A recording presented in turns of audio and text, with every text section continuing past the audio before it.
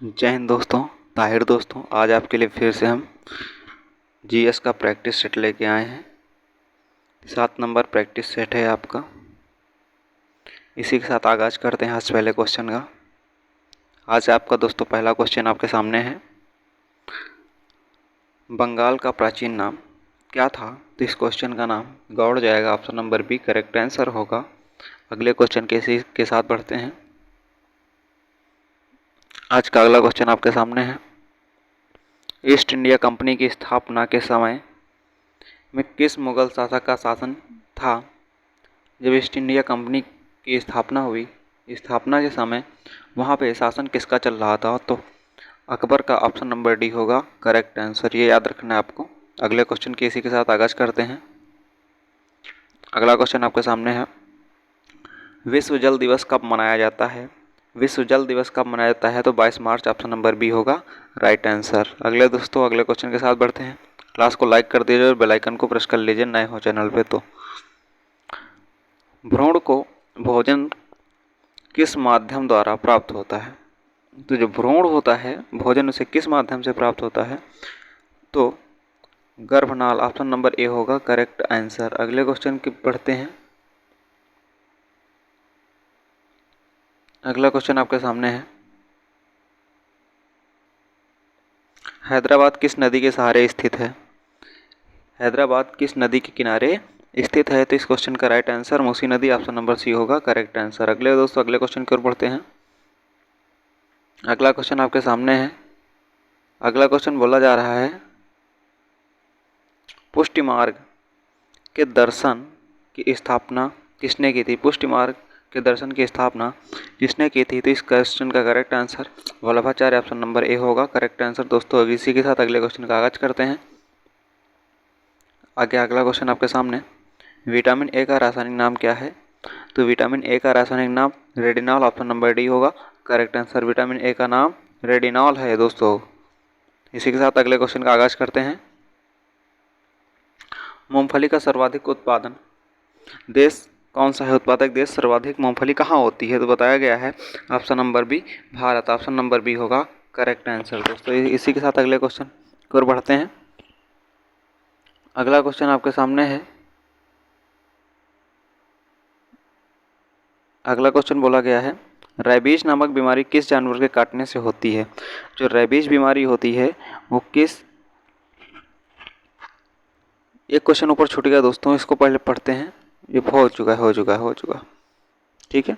तो रेबीज नामक बीमारी किस जानवर के काटने से होती है? तो इस क्वेश्चन का करेक्ट आंसर कुत्ता होगा। Option number C correct answer. अगले क्वेश्चन की ओर बढ़ते हैं दोस्तों।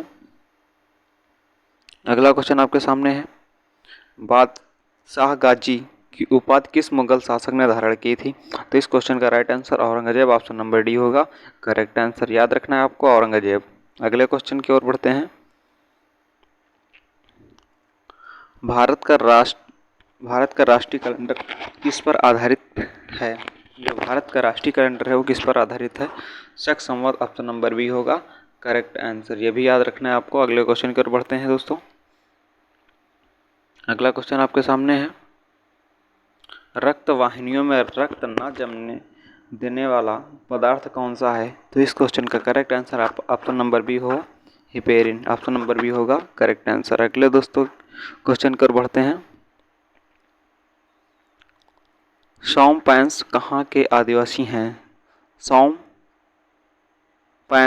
कहाँ के आदिवासी हैं? इस क्वेश्चन का करेक्ट आंसर निकोबार द्वीप समूह। ऑप्शन नंबर डी होगा करेक्ट आंसर। अगले दोस्तों क्वेश्चन की ओर बढ़ते हैं। चैनल पर नए हो तो चैनल को सब्सक्राइब कर लीजिए और बेल आइकन को प्रेस कर लीजिए ताकि हर एक क्लास का नोटिफिकेशन पहुंचता रहे दोस्तों। और ज़्यादा से ज़्यादा दोस्तों में शेयर कर दीजिए, क्लास को लाइक कर दीजिए दोस्तों। ठीक है, तो क्वेश्चन की ओर बढ़ते हैं। यूरोप के खेल मैदान किसे कहा जाता है? यूरोप के खेल का मैदान किसे कहा जाता है? तो इस क्वेश्चन का correct answer option number A होगा स्विट्जरलैंड दोस्तों। याद रखना है ऑप्शन नंबर ए होगा करेक्ट आंसर। अगले दोस्तों क्वेश्चन की ओर बढ़ते हैं। अगला क्वेश्चन आपके सामने है, भूमध्य सागरीय प्रदेशों में पेड़ों पर चढ़ी लताओं को क्या कहा जाता है? जैसे वो बेल की होती है ऐसे ऐसे उसी को पेड़ों के ऊपर ऐसे लग जाती हैं, चढ़ जाती हैं, उस लताओं को क्या कहते हैं? तो इस क्वेश्चन का करेक्ट आंसर होगा ऑप्शन नंबर सी, लियाना। ऑप्शन नंबर सी होगा लियाना, करेक्ट आंसर। ठीक है, इसी के साथ अगले क्वेश्चन की ओर बढ़ते हैं। अगला क्वेश्चन, मानव शरीर की सबसे बड़ी ग्रंथि कौन सी है? मानव शरीर की सबसे बड़ी ग्रंथि की बात करते हैं तो यकृत है। ऑप्शन नंबर ए होगा करेक्ट आंसर। कम समय में ज़्यादा क्वेश्चन करके अपनी तैयारी को मजबूत बनाइए दोस्तों, और दोस्तों में ज़्यादा से ज़्यादा शेयर कर दीजिए। सद्भावना दिवस कब मनाया जाता है? तो सद्भावना 20 अगस्त को मनाया जाता है। ऑप्शन नंबर ए होगा करेक्ट आंसर। कम समय में ज़्यादा क्वेश्चन करने हैं तो चैनल सब्सक्राइब कर लीजिए। ठीक है, भारत का राष्ट्रीय वृक्ष क्या है? भारत की बात कर रहा है तो भारत का राष्ट्रीय वृक्ष बरगद यानी कि वट का पेड़ है। ऑप्शन नंबर सी होगा करेक्ट आंसर। अगले क्वेश्चन की ओर बढ़ते हैं दोस्तों। अगला क्वेश्चन आपसे बोल रहा है, नाना साहब के नाम से कौन प्रसिद्ध थे? नाना साहब के नाम से कौन प्रसिद्ध थे? Balaji, Bajirao. Option number B होगा करेक्ट आंसर। ये भी याद रखना है आपको। अगले दोस्तों क्वेश्चन की ओर बढ़ते हैं। अगला क्वेश्चन आपके सामने है, बोला जा रहा है भारत के महान्यायवादी की नियुक्ति कौन करता है? तो भारत के महान्यायवादी की नियुक्ति कौन करता है? तो ऑप्शन नंबर ए होगा राइट आंसर, राष्ट्रपति करता है। याद रखना है आपको। अगले क्वेश्चन की ओर बढ़ते हैं दोस्तों। फ्रांसीसी क्रांति किस वर्ष हुई थी?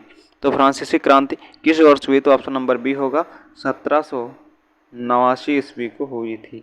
1789 ईस्वी को हुई थी फ्रांसीसी क्रांति। याद रखना है आपको। अगले क्वेश्चन की ओर बढ़ते हैं। अगला क्वेश्चन बोला जा रहा है दोस्तों, नदियों, तालाबों आदि में पाए जाने वाले जलीय हरे पौधों को क्या कहा जाता है? ठीक है, तो शैवाल बोलते हैं। ऑप्शन नंबर ए होगा करेक्ट आंसर दोस्तों। अगले क्वेश्चन की ओर बढ़ते हैं दोस्तों। भारत का नेपोलियन किसे कहा जाता है? भारत का Napoleon Samudragupta. Option number C होगा करेक्ट आंसर। अगले क्वेश्चन का आगाज करते हैं।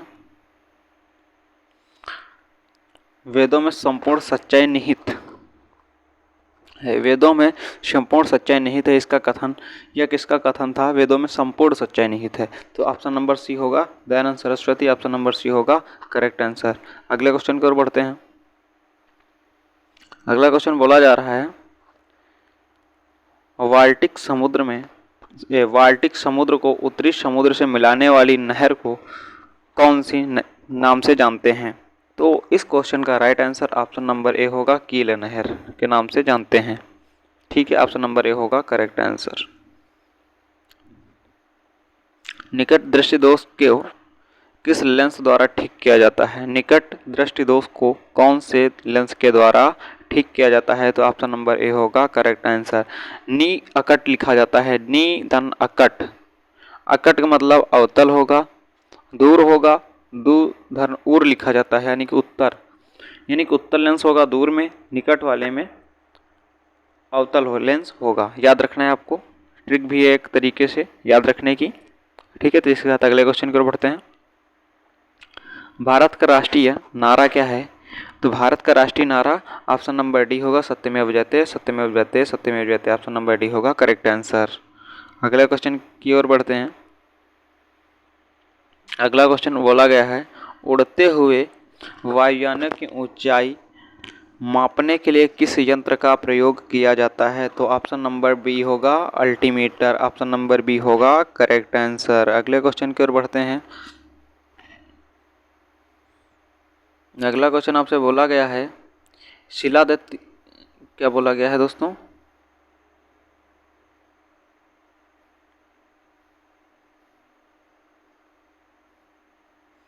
शिलादित्य की उपाधि किस हिंदू शासक ने धारण की थी? हिंदू शासक ने धारण की थी। तो इस क्वेश्चन का राइट आंसर होगा option number D Harshvardhan. Option number D होगा करेक्ट आंसर। याद रखना है दोस्तों ऑप्शन नंबर डी। अगले क्वेश्चन की ओर बढ़ते हैं। अगला क्वेश्चन बोला गया है, भारत की राष्ट्रीय लिपि कौन सी है? भारत की राष्ट्रीय लिपि कौन सी है? देवनागरी लिपि। ऑप्शन नंबर बी होगा करेक्ट आंसर। इसके साथ अगले क्वेश्चन की ओर बढ़ते हैं। अगला क्वेश्चन बोला गया है, चंद्रगुप्त मौर्य ने अपना अंतिम समय कहाँ बिताया था? चंद्रगुप्त का अंतिम समय कहाँ बिताया गया? तो Shravana Belagola, option number B, option number A होगा करेक्ट आंसर। अगले क्वेश्चन की ओर बढ़ते हैं। कोयला किस चट्टान में पाया जाता है? तो कोयला किस चट्टान में? अवसादी चट्टान, ऑप्शन नंबर सी होगा करेक्ट आंसर। याद रखना है आपको। इसके बाद अगले क्वेश्चन की ओर बढ़ते हैं। अगला क्वेश्चन आपके सामने है, कनिष्क को किस नाम से जाना जाता है? तो कनिष्क को न तो देव नामप्री के नाम से जाना जाता है, न तो विक्रमादित्य के नाम से जाना जाता है, न इसके नाम से महाराजा धीराज के नाम से जाना जाता है। इसका आंसर ऑप्शन नंबर डी होगा, इनमें से किसी नाम से नहीं जाना जाता है। ऑप्शन नंबर डी होगा, इनमें से कोई नहीं। ठीक है, अगले क्वेश्चन की ओर बढ़ते हैं। अगला क्वेश्चन आपके सामने है, रेडियोधर्मी तत्व थोरियम का विशाल भंडार किस देश में पाया जाता है? तो इस क्वेश्चन का राइट आंसर भारत होगा। थोरियम का भंडार भारत में पाया जाता है, ऑप्शन नंबर सी होगा करेक्ट आंसर। अगले क्वेश्चन की ओर बढ़ते हैं दोस्तों। आपेक्षिक आर्द्रता को मापने के लिए किस यंत्र का प्रयोग किया जाता है?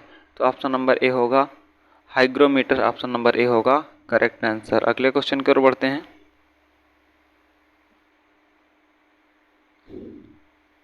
तेरहवीं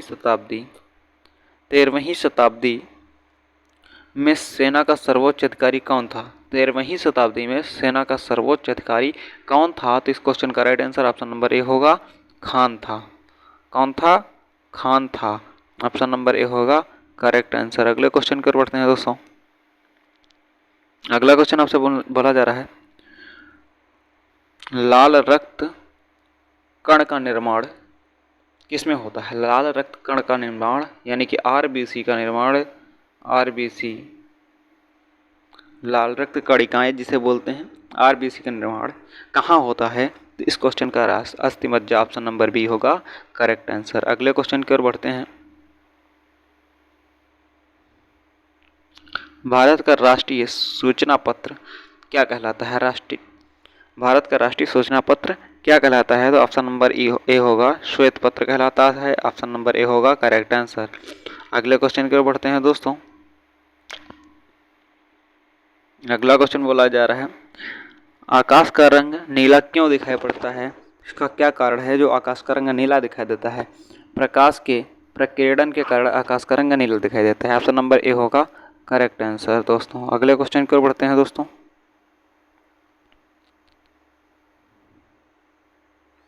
भारत का राष्ट्रीय पशु क्या है?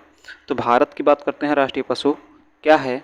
राष्ट्रीय पशु की बात कर रहा है तो ऑप्शन नंबर सी होगा बाघ, ऑप्शन नंबर सी होगा राइट आंसर। अगले क्वेश्चन की ओर बढ़ते हैं। अगला क्वेश्चन आपसे बोला जा रहा है, गोपद ब्राह्मण किस वेद के संलग्न है? गोपद ब्राह्मण किस वेद से संलग्न है? तो इस क्वेश्चन का right answer option number A होगा अथर्ववेद, ऑप्शन नंबर ए होगा करेक्ट आंसर। दोस्तों आपके मात्र 2 क्वेश्चन बचे हैं। क्लास को लाइक कर दीजिए दोस्तों, क्लास को एक बार लाइक कर दीजिए, एक बार थंब दीजिए, थंब दोस्तों एक बार थंब दे दीजिए बस, ठीक है। और दोस्तों में ज़्यादा से ज़्यादा शेयर कर दो।